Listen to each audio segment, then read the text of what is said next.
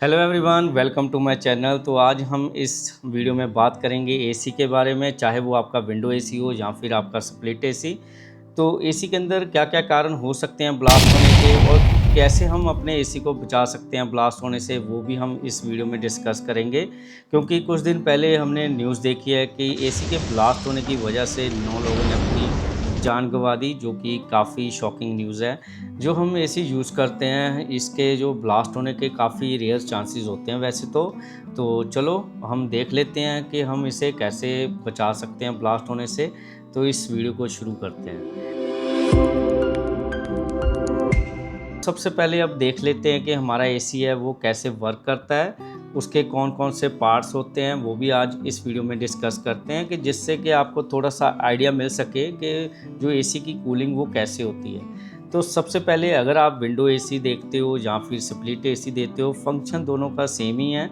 Just जो हमारा window AC होता है उसके अंदर ही सारा कुछ बिल्ट किया होता है, कंप्रेसर वगैरह, फैंस वगैरह, ये हॉट कोयल, कूल कोयल, वो सारा विंडो एसी के अंदर एक ही जगह कंबाइन किया होता है।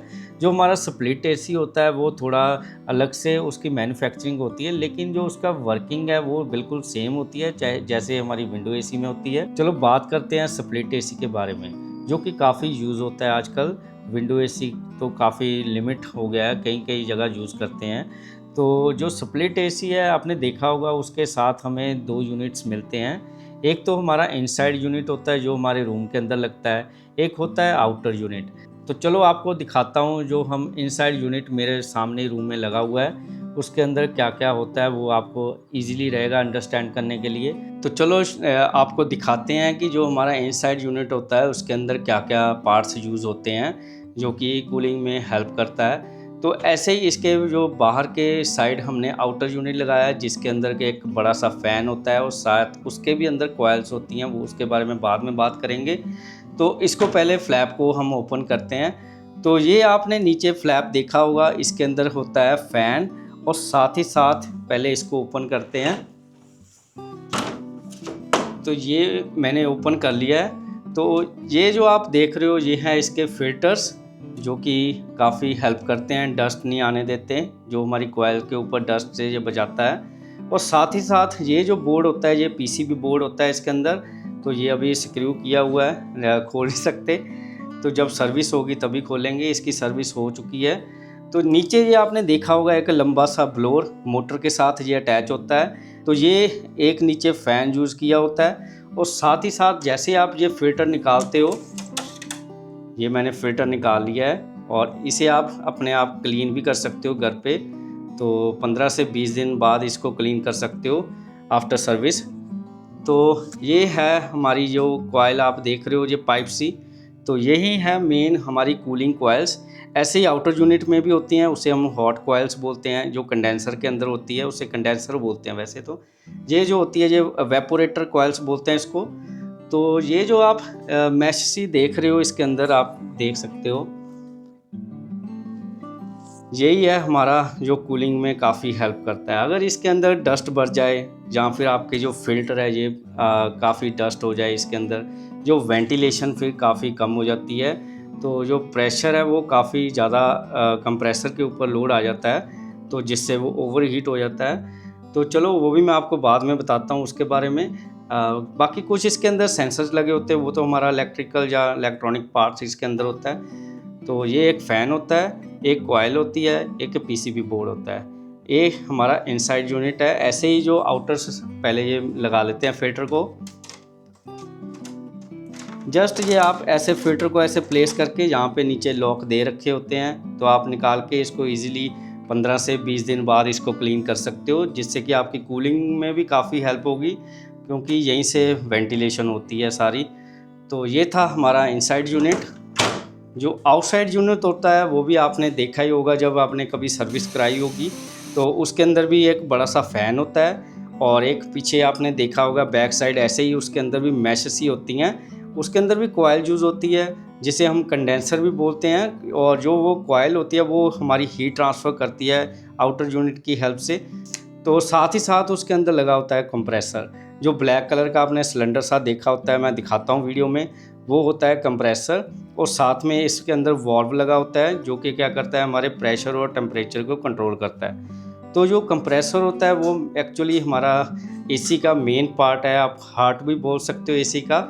यही क्या करता है, हमारी जितनी इसके अंदर जो गैस यूज़ होती है उसको वो सर्कुलेट करता है इनसाइड यूनिट से लेके आउटसाइड यूनिट तक। तो जो हमारी लो प्रेशर गैस होती है उसको वो हाई प्रेशर में कन्वर्ट कर देता है। जो हमारा कंप्रेसर ये भी क्या करता है, जो हमारी हीट होती है इनसाइड यूनिट से लेके बाहर तक फेंकनी है, वो भी हमारा कंप्रेसर ही करता है।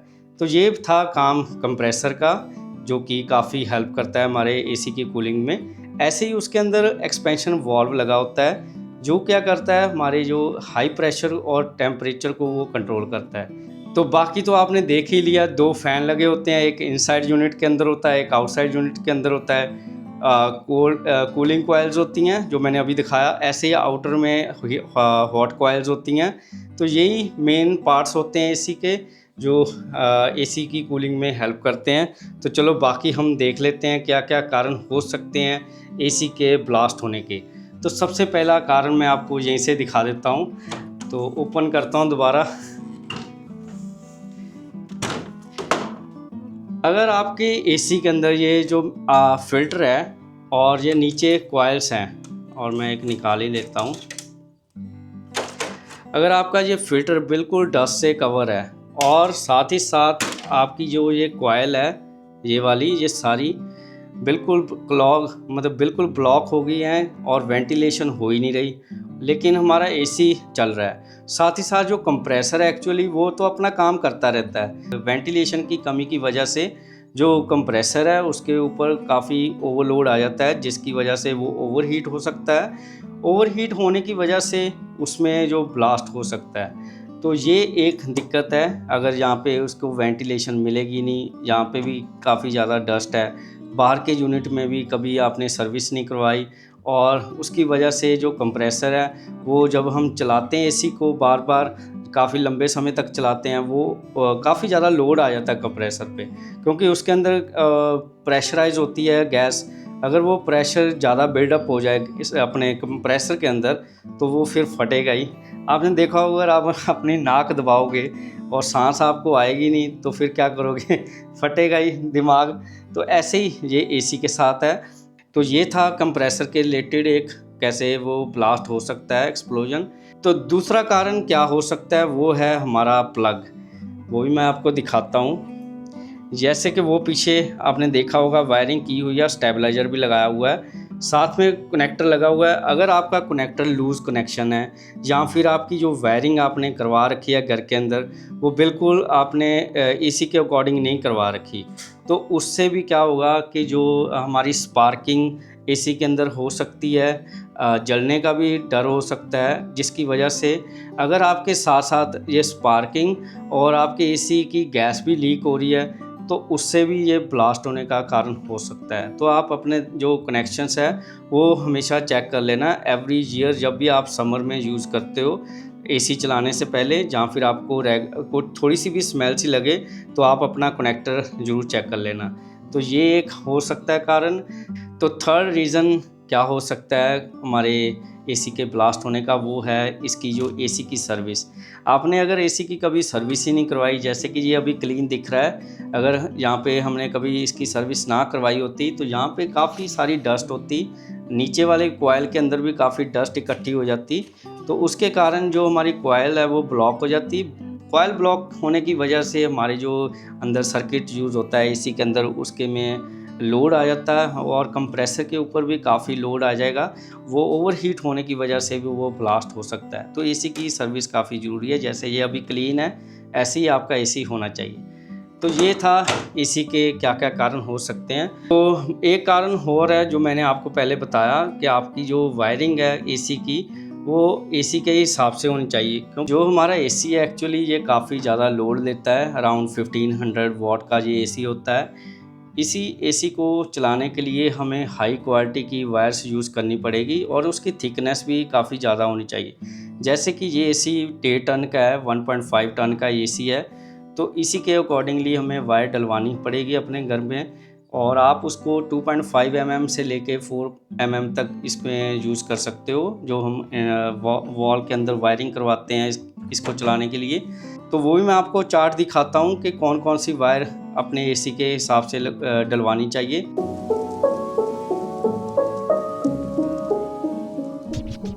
तो चलो, ये थे सारे कारण एसी के ब्लास्ट होने के। तो चलो अब देखते हैं कि हम एसी को कैसे बचा सकते हैं ब्लास्ट होने से। तो सबसे पहले है ये एसी का रिमोट। इसके अंदर हमें काफ़ी ज़्यादा फीचर्स पहले से दे रखे होते हैं, जैसे कि जो मेन फीचर्स हैं ये टाइमर और ये स्लीप बटन। टाइमर हमें हेल्प करता है डे टाइम में, जैसे कि आपको कितने आवर से इसको चलाना है, और ये उसके बाद ये खुद ही बंद हो जाता है। इससे क्या होता है कि जो हमारा कंप्रेसर है वो थोड़ा रेस्ट मोड में चले जाता है और जो ओवर हीटिंग है वो कम होती है। रात के टाइम आप ये स्लीप का ऑप्शन अनेबल कर सकते हो, इससे भी काफ़ी हेल्प होगा, रात को अपने आप ये बंद हो जाता है। तो ये फीचर्स आप काफ़ी यूज़ कर सकते हो इसके अंदर। ये है टेम्परेचर का मोड। यहाँ पे अगर आपका जो एसी का टेम्परेचर आप 24 रखते हो, उससे क्या होता है जो हमारा कंप्रेसर है वो कंटिन्यूस नहीं वर्क करता, थोड़ा उसको रेस्ट मिल जाता है बीच में, क्योंकि 24 तक तो ये काफ़ी इजीली पहुंच भी जाता है। अगर आप 16 डिग्री या फिर 18 रखते हो, उसको उस लेवल तक पहुंचने के लिए कंप्रेसर को काफ़ी वर्क करना पड़ता है। तो उससे क्या है, ये कॉन्टीन्यूसली हमारा जो एसी वो रन करता है। इससे एक तो आपका इलेक्ट्रिसिटी बिल भी ज़्यादा आएगा। अगर आप 24 रखते हो तो इससे आपको काफ़ी हेल्प करेगा ये इलेक्ट्रिसिटी कम यूज़ करने में। तो एक तो ये आप टेम्परेचर भी इसका लिमिट ही सेट करना है, जैसे कि 24 या 23 25 के बीच में ही रखना। तो सेकंड, आप इसकी जो एसी की सर्विस है वो एवरी ईयर आपको करवानी चाहिए जैसे ही समर स्टार्ट होता है। इससे एक तो आपकी जो एसी की कूलिंग है उसमें काफ़ी इम्प्रूवमेंट होगी, और जो हमारा कंप्रेसर है वो भी काफ़ी अच्छे से वर्क करेगा, उस पर ज़्यादा लोड नहीं आएगा। तो एक इसके अंदर आपको फ़िल्टर मैंने दिखाए हैं, वो तो एवरी 15 या 20 डेज़ के बाद खुद ही आप इसको क्लीन कर सकते हो रिमूव करके, जो कि काफ़ी इजीली आप देखना दिखाया मैंने आपको, निकल जाते हैं एसी के अंदर से। तो थर्ड है इसके लूज़ कनेक्शंस और वायरिंग। अगर आपको लगे कि जो कनेक्शंस में थोड़ी सी भी स्पार्किंग आपको लगे, तो उसके जो कनेक्शंस है दोबारा से टाइट कर लेना। साथ ही साथ अगर आपने जो वायरिंग करवा रखी है घर के अंदर वो एसी के हिसाब से नहीं करवा रखी, तो वो भी ज़रूर करवा लेना। तो कई बार क्या होता है, हमारा एसी काफ़ी ज़्यादा नॉइसेस क्रिएट करता है, तो ये नॉइसेस कई बार हमारे कंप्रेसर से आती हैं या फिर हमारी जो फ़ैन की मोटर है उससे हमें आती हैं। अगर आपके कंप्रेसर से आती हैं तो इसका मतलब है हमारा जो कंप्रेसर है वो अच्छे से वर्क नहीं कर रहा। अगर आपको मोटर से जो साउंड्स आ रही हैं तो इसका मतलब है आपकी जो मोटर की जो बैरिंग्स होते हैं वो ख़राब हो चुके हैं, आप उसको रिप्लेस भी कर सकते हो। इसकी वीडियो भी मैंने डाली हुई है, कैसे इसको रिप्लेस कर सकते हो, वो भी आप मेरे चैनल पे ऊपर जाके देख सकते हो। अगर आपके एसी के अंदर साउंड के साथ आपको स्मेल की भी दिक्कत आ रही है तो उसको भी इग्नोर मत करें। आप टेक्नीशियन को बुलाकर अपने एसी की लीकेज है उसको रिपेयर करवा सकते हो, और साथ ही साथ अगर उसकी जो गैस है वो कम हो चुकी है तो उसको दोबारा से फिल करवा सकते हो। कि जो गैस की जो कॉस्ट होती है फिलिंग की वो भी काफ़ी ज़्यादा होती है, हर मॉडल के हिसाब से गैस होती है। जैसे कि आजकल नए मॉडल्स के अंदर तो R32 ही यूज़ होती है, जैसे मेरे वाले मॉडल जो मैंने अभी दिखाया इसके अंदर R32 यूज़ होती है। आप अपने मॉडल के साइड में आप देख लेना, एक स्टिकर लगा होता है, वहाँ पे गैस मेंशन होती है, कौन सी गैस इसके अंदर फिल होती है, तो वो आपने अकॉर्डिंगली चेक करवा के आप उसको फिल करवा सकते हो। ये कौन कौन सी गैस होती है, एक तो R22 फिल करते हैं, जो ओल्ड मॉडल्स होते हैं R22 होती है, R410A होती है, तो जो कि अभी इतनी यूज़ नहीं होती, ज़्यादातर तो R32 ही यूज़ होती है। तो कई बार क्या होता है आपके जहाँ पे आप रहते हो आसपास कंस्ट्रक्शन चल रही होती है, जहाँ पे रोड बन रही होती हैं, तो वहाँ से डस्ट काफ़ी आउटर यूनिट कैच कर लेता है।